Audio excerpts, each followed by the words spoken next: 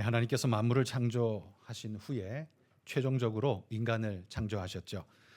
7일째 되는 그날 모든 걸 쉬시고 말씀하시기를 하나님의 창조는 쉬셨죠. 그리고는 이 모든 창조는 인간을 향한 하나님의 목적이었음을 우리는 알 수 있게 합니다.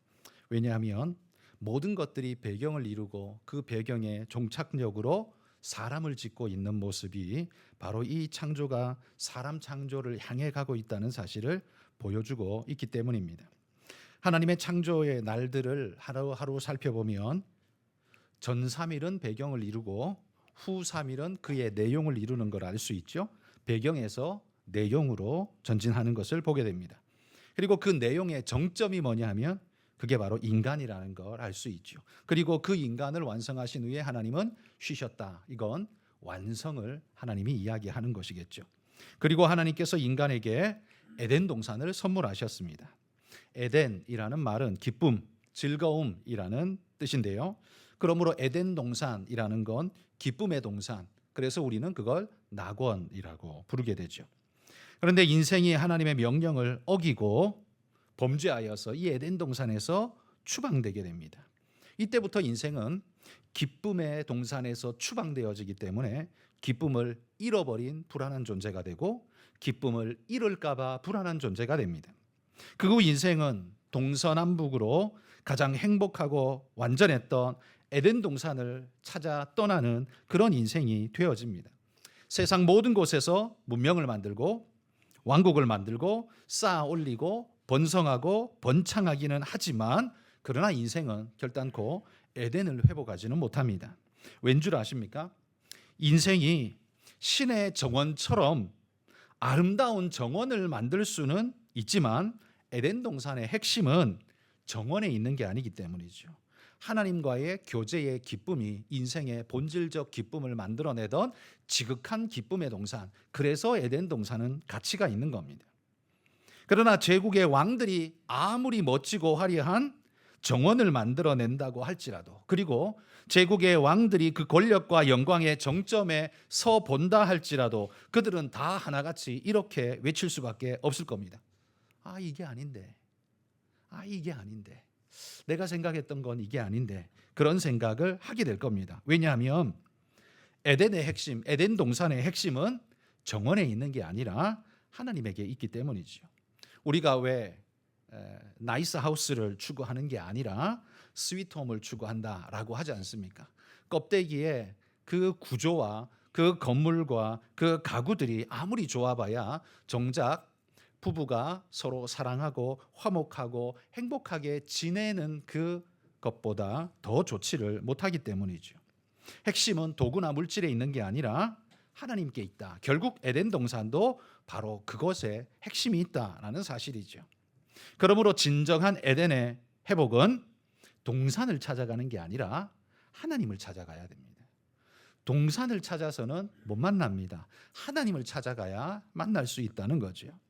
여러분의 가정이 에덴을 닮기를 원한다면 최고의 가구를 드리는 게 아니라 하나님 닮은 모습으로 살아야 그곳이 에덴이 될 수 있다라는 이야기죠. 그런데 그 에덴은 어디에 있을까요? 5대양 6대주에 어디쯤 에덴 동산이 있을까요? 우리는 그 궁금증을 가지고 아마 에덴 동산은 여기쯤 있었을 거다. 시날 땅쯤에 있었을 거다. 가나안 땅에 있었을 거다. 아니면 애굽 땅일지도 모른다. 여러 가지로 위치를 조정하면서 여기저기를 찝어보고 있지만 사실 아까 제가 말씀드린 것처럼 에덴의 핵심이 정원에 있는 게 아니라 하나님에게 있다면 사실 지구상 어느 위치라고 말할 수가 없는 거죠. 물론 하나님이 시작하실 때는 어딘가에 시작하셨을 텐데 우리는 그거 알 수 없습니다. 그렇다면 에덴이 어디 있느냐라고 지도를 펼칠 게 아니라 우리는 뭘 펼쳐야 하냐면 성경을 펼쳐야 한다는 겁니다. 하나님을 찾아야 그 속에서 에덴을 만날 수 있기 때문에 진정한 기쁨을 만날 수 있기 때문에 에덴을 찾고자 하신다면 지도를 펴지 말고 성경을 펴라라고 말하고 싶습니다. 그리고 오늘 우리가 읽은 11장 12장으로 들어가는 관문인데요. 이건 에덴을 찾아가는 샘플 같은 존재의 모습을 보여준다고 생각합니다. 오늘 본문에 보면 데라의 가족 이야기가 나옵니다. 데라라는 이 한 사람의 가정을 소개하는데 수많은 인류의 가족들 중에 유독 데라를 찍어서 말씀하시는 건 그를 통해서 이제 출발하게 될 믿음의 모습, 하나의 샘플의 모습을 우리에게 보여주기 때문이겠죠. 이 데라의 족보를 한번 보면 오늘 본문에 보면요, 데라에게는 세 아들이 있었습니다. 아브라함, 나홀, 하란. 이게 지금 그 장자 우선 순위로 기록된 건지는 정확하게는 알 수 없지만 보통 일반적으로 성경이 장자 우선으로 하는 것이 보통 기본적입니다. 그렇다면 아브라함이 제일 큰 형인가?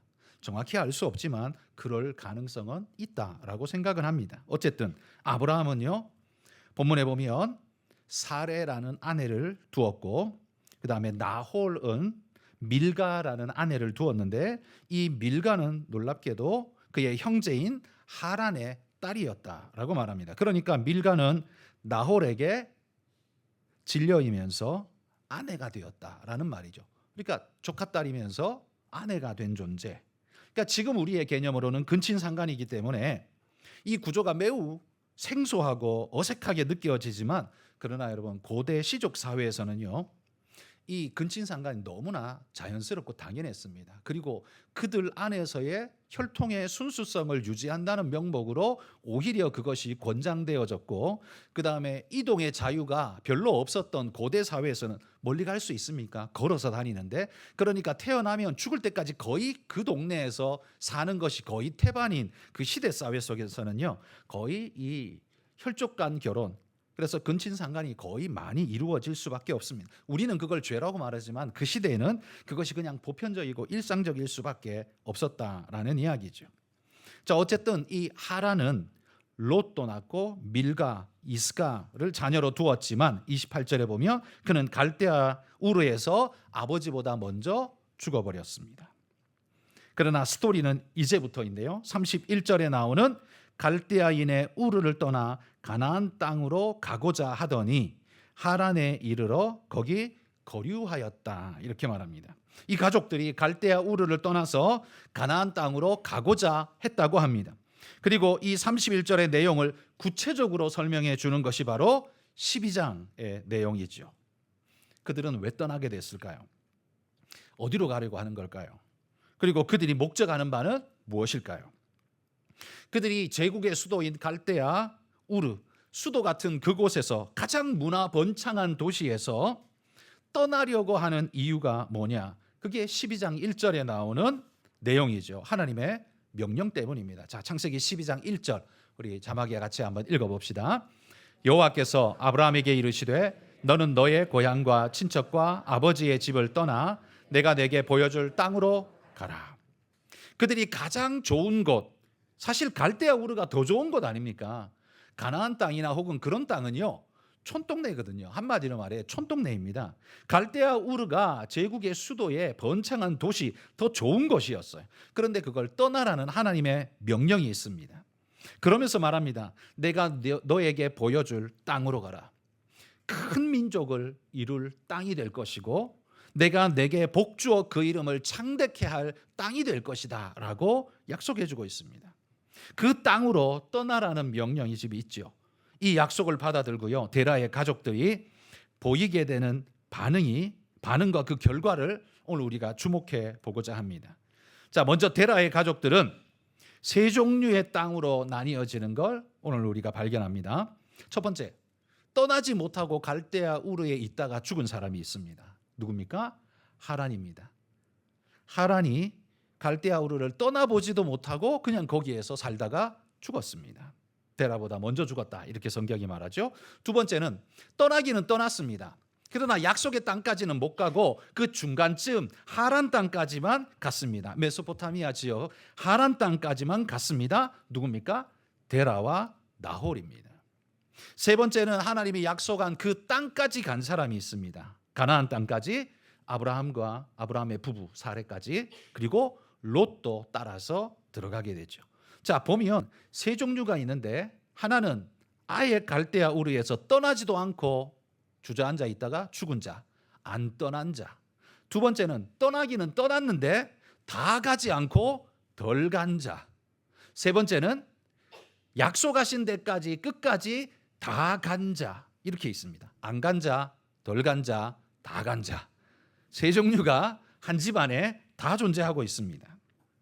자, 하나님의 약속 앞에 이 세 가지 반응을 우리는 발견할 수 있는데요. 하란은 갈대아 우르에서 일찍이 죽었기 때문에 못 간 것인지, 안 가겠다 그러고 그냥 주저앉아 있다가 그냥 죽어버린 것인지 알 수 없지만 결과적으로 놓고 보면 안 간 자가 된 것이죠.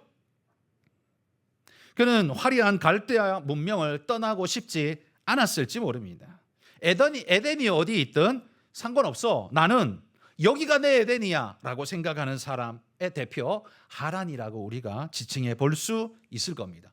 여기보다 더 좋은 데가 어디 있다고 떠나. 하나님이 가라 그래도 나는 안 가 라고 말하는 사람의 대표라고 한번 그냥 지칭해 봅시다.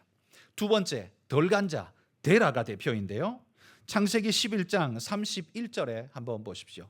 창세기 11장 31절에 한번 같이 읽어봅시다. 데라가 그 아들 아브라함과 하란의 아들인 그의 손자 롯과 그의 며느리 아브라함의 아내 사레를 데리고 갈대아인의 우르를 떠나 가나안 땅으로 가고자 하더니 하란에 이르러 거기 거류하였으며. 갈대아 우르를 떠나 하란까지 간 사람은 누구예요? 데라가 아브라함 데리고, 아브라함은 사라를 데리고, 그리고 조카 롯을 데리고 가게 됩니다. 여기 나홀은 없네. 나홀은요, 이 주석서에 보면 나홀은 나중에 합류한 것 같다. 왜냐하면 하란이라는 동네에 나홀이라는 도시가 있거든요. 그러니까 아마 그걸로 봐서는 나홀이 나중에 떠나서 그 하란 땅 근처에서 같이 살다가 자기 이름으로 되어진 도시를 만들고 그렇게 모여 살고 마을을 이루어서 아마 산 것이 아닌가라고 그렇게 추측합니다. 정확히 쓰여 있지 않으니까 잘 알 수 없지만 어쨌든 나홀도 대충 합류했다고 쳐보자면 데라와 아브라함과 사레, 롯, 나홀 이렇게가 대충 간 사람이다라고 말할 수 있죠. 하란이 그러면 최종 목적지입니까? 목적지는 아닙니다. 가나안 땅으로 가고자 하더니, 이렇게 성경이 분명히 이야기하죠. 가나안 땅으로 가고자 하더니. 목적지는 가나안 땅이에요. 근데 아직 중간에 하란에 머물러서 더 이상 움직이지를 못하고 있는 겁니다. 그런데 32절에 보면 데라가 이곳에서 죽습니다. 그러니까 더 이상 못 가는 거죠. 가나안 땅을 목적하고 있지만, 그리고 출발은 했지만 마무리를 못하고 결국 거기 못 가고 우물쭈물하다가 그냥 중간 하란에서 죽어버리게 된 겁니다. 이 데라는요, 못 간 걸까요? 안 간 걸까요? 이까지 와서 보니까 더 이상 안 가고 싶어 하고 그냥 멈춰버린 걸까요? 아니면 내 몸이 병들어서 더 이상은 못 갈 것 같아요. 죽어도 못 갈 것 같아요. 그래서 못 간 걸까요? 우린 이유는 알 수 없습니다만 결론만 놓고 보면 데라는 안타까운 존재가 될 겁니다. 하란은 아예 출발도 안 했지만 데라는 출발은 했는데 마무리를 못한, 그러니까 순종으로 시작은 했는데 순종의 마무리를 못한 존재, 그게 데라가 대표적일 겁니다.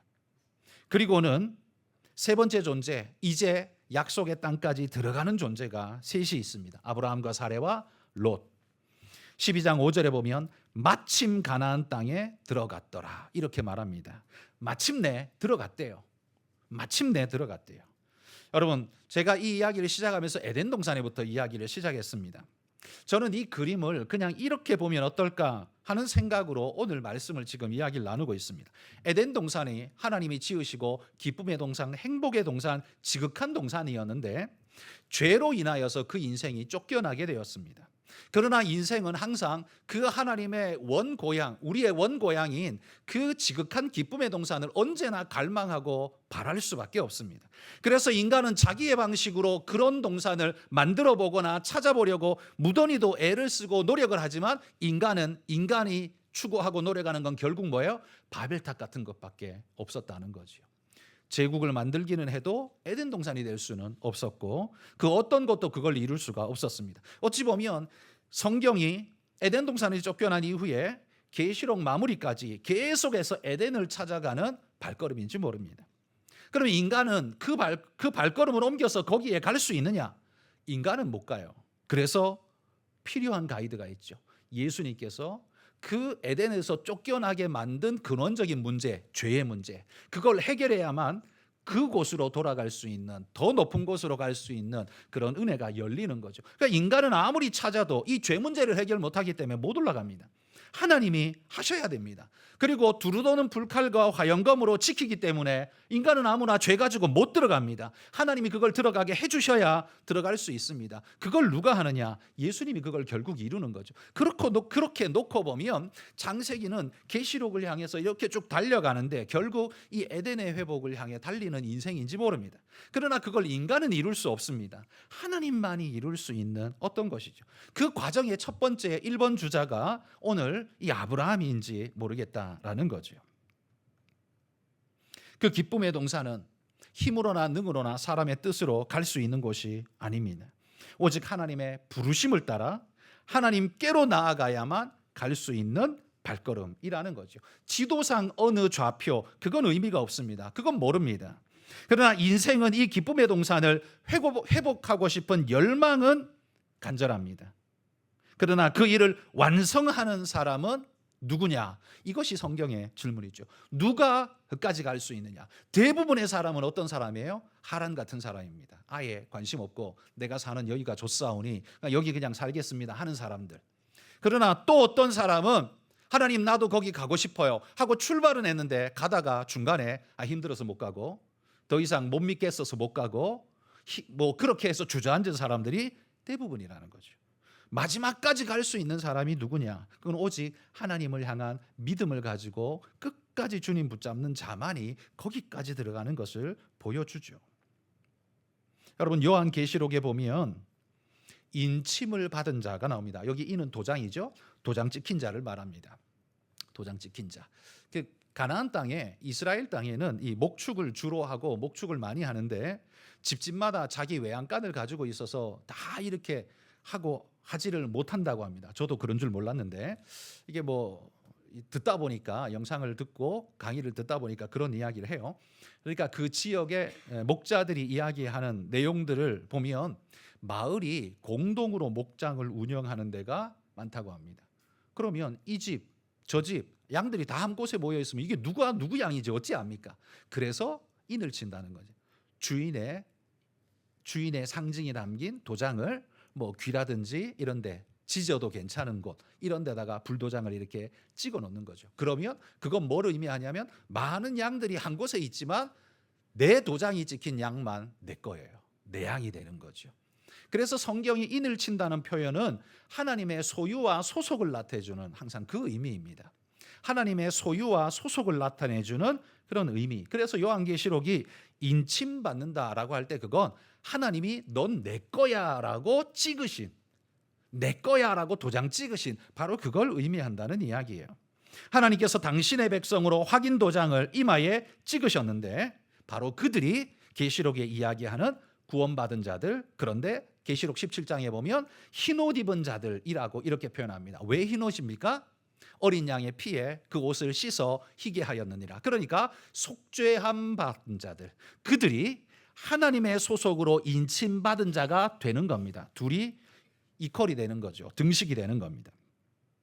유월절 어린 양의 피를 문설주와 문인방에 발라서 죽음의 천사가 넘어가고 구원의 행진을 갈 수 있도록 허락받은 자들, 그 하나님의 백성들입니다.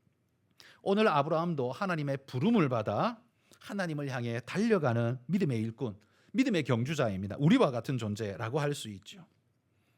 그리고 하나님의 인침받은 자는 반드시 끝까지 하나님이 인도해 가시는 걸 봅니다. 아브라함을 보면 그렇죠. 끝까지 하나님이 포기하지 않고 아브라함을 끝까지 인도해 갑니다. 중간중간에 아브라함이 죄를 짓습니다. 아내를 루이라고 속여서 파렴치범으로서의 일도 하고 여기 내려갔다가 속이기도 하는데 저기 내려가서 또 속이기도 하고 정말 하나님이 버릴 만도 한데 버리지 않고 끝까지 가는 존재인 것을 보여주죠. 하나님이 지켜가고 있는 모습을 봅니다.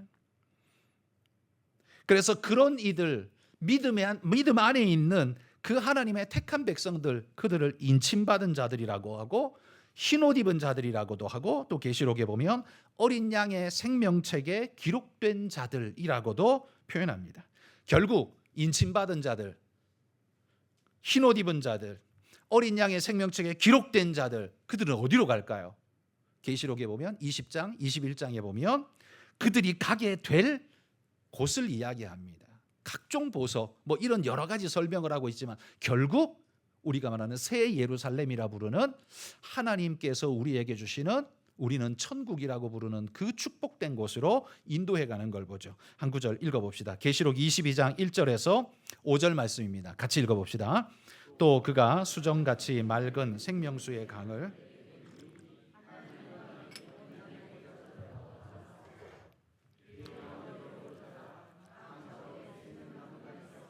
12가지 열매를 맺되 달마다 그 열매를 맺고 그 나무 잎사귀들은 만국을 치료하기 위하여 있더라.